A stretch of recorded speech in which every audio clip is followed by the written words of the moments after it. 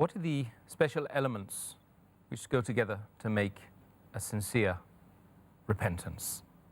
There are 4 things required. Number 1, a person should realize the power of Allah subhanahu wa ta'ala, His power and His greatness, that if He wants to punish you, He can punish you immediately. So this will make a person repent. And we should not look at the minuteness of our sin. We should look at the greatness, forgiveness of Allah subhanahu wa ta'ala. As Allah says in the Quran, in Surah Nuh, chapter number 71, verse number 13 and 14, Allah says that what has happened to you? Don't you have hope in the kindness and forgiveness of Allah subhanahu wa ta'ala? That He created you in different stages.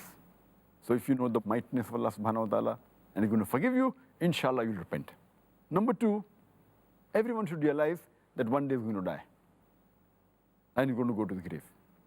Allah says in the Quran in Surah Al-Imran, chapter number 3, verse number 185, Kullu nafsin zaikatul maut. Every soul shall have a taste of death.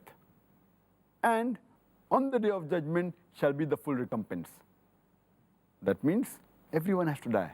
And the final hisab kitab, the final recompense, will be on the day of judgment. And Allah says in the Quran in Surah Luqman, chapter number 31, verse number 34, Allah says that no one knows what will he earn tomorrow. And no one knows in which land will he die.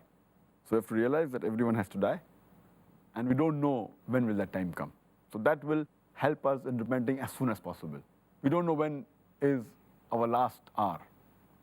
The third point is that all the rewards for this world and the akhirah is based on your deeds for your akhirah. What you're going to do for your akhirah, the deeds for your akhirah will actually reward you in this world and the akhirah.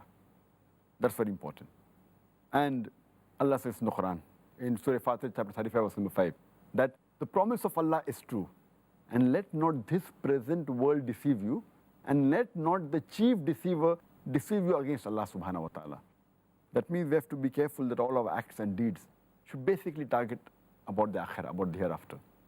And there's a hadith mentioned in Tirmidhi, hadith number 2320, where the beloved Prophet Muhammad said that this world for Allah subhanahu wa ta'ala is equivalent to the wing of a fly, and Allah subhanahu wa ta'ala would not allow a disbeliever even to have a handful of water from it.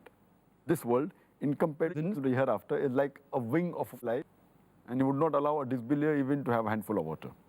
A similar message is given in Sahih Muslim, volume number 4, in the book of Paradise, hadith number 6483, where the beloved Prophet said that in the sight of Allah subhanahu wa ta'ala, this world, as compared to the hereafter, is like a person putting his finger, the forefinger, into the ocean.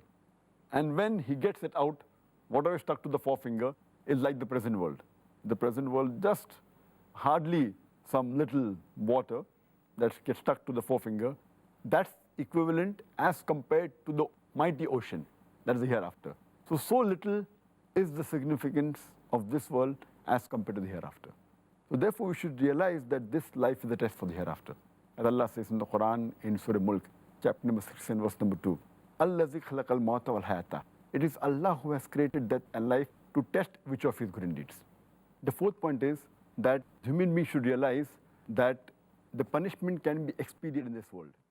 And whatever punishment they get, it is because of their sin. Whatever calamity takes place in this, it is basically for their sin. As Allah says in Surah Zukhruf, chapter number 43, verse number 76, that no wise shall we be unjust to them, but it is they who have been unjust to themselves. So these 4 points are very important to be remembered.